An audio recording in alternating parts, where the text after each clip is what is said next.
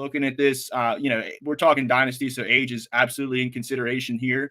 But Christian McCaffrey not being number one, is that a case to be made, or do you think in your rankings he's your number one guy because he's my number one? There's certainly a case to be made, right? We have an offensive player of the year here, a guy that has shown zero signs of slowing down. And the most important thing is that nothing's changing. He will be back in San Francisco. He will have Kyle Shanahan. He will have a great offensive line and a very similar offensive system. It's everything is there for him to succeed. The only way he doesn't succeed if he suddenly gets hurt because he is nowhere near being done. He just had his best year to date, most likely. So yeah, I mean, Christian McCaffrey's great. I have no issues having him one.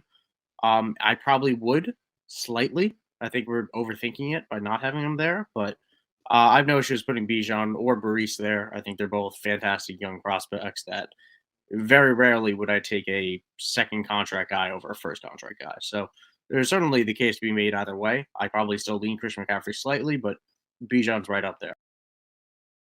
He had 4 top 5 finishes and actually won number 1 overall in week 16. Breece Hall, do you think that, this is kind of like youth in the way that he's ended the year on such a high note? Do you think that's why he's here? Or do you really think, with how bad that offense is, with an Aaron Rodgers coming back next year, that Breece Hall, the sky's the limit still? I mean, he's great. He's a top 5 talent at the position, most likely, top 10 at worst. And, the situation will get better. Aaron Rodgers will come back and he could be anything, but he will be better than Zach Wilson was. Zach Wilson's terrible. The offensive line can't be much worse than it was this past year. It was historically bad. They're going to emphasize fixing at that this offseason. And he'll be another year removed from an ACL tear. There's a lot of reasons why Breece Hall is going to be great.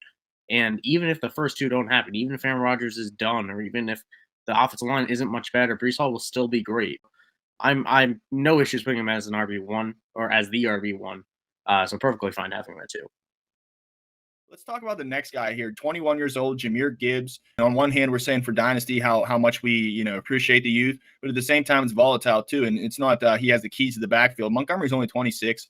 He's excels at breaking tackles, getting goal line touches too. So yeah, I don't think it's not like we're dealing with somebody that's 32 and might retire. Montgomery's still there. I like Jahmyr Gibbs a lot though. If he can give me what he did this year, if that's his floor, I'm very happy with it. But definitely, it's a good point you made. Anytime you have a player with this much, this much potential, and the player that he is, if you can get King's ransom for him, you don't have to ride with him for the next 10 years. If someone's going to give you the King's ransom right now, if they're going to give you McCaffrey and something else decent too, take it, right?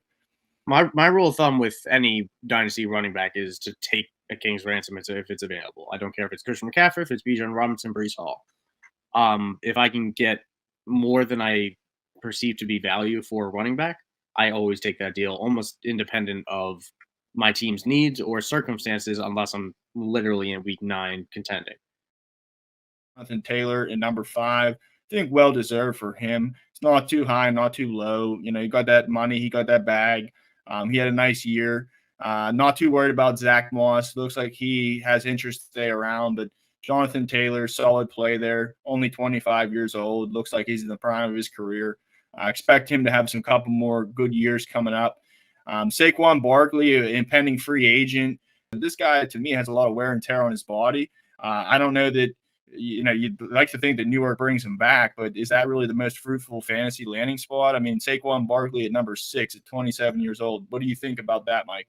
It really does feel quite different for these guys. And Saquon Barkley, it's not a mirage. We've had injuries. We've had a lot of injuries deal with him and a lot of bad quarterback play in New York, and we have no idea what's going to happen to him. He's one of the most up in the air fantasy names right now in all of fantasy football, offense or defense. So nobody knows. Is he going to go back to New York? Is he going to explore the market? Is he going to get overpaid? Is he going to get underpaid? We just don't know. What I do know is that Saquon Barkley is still a damn good football player.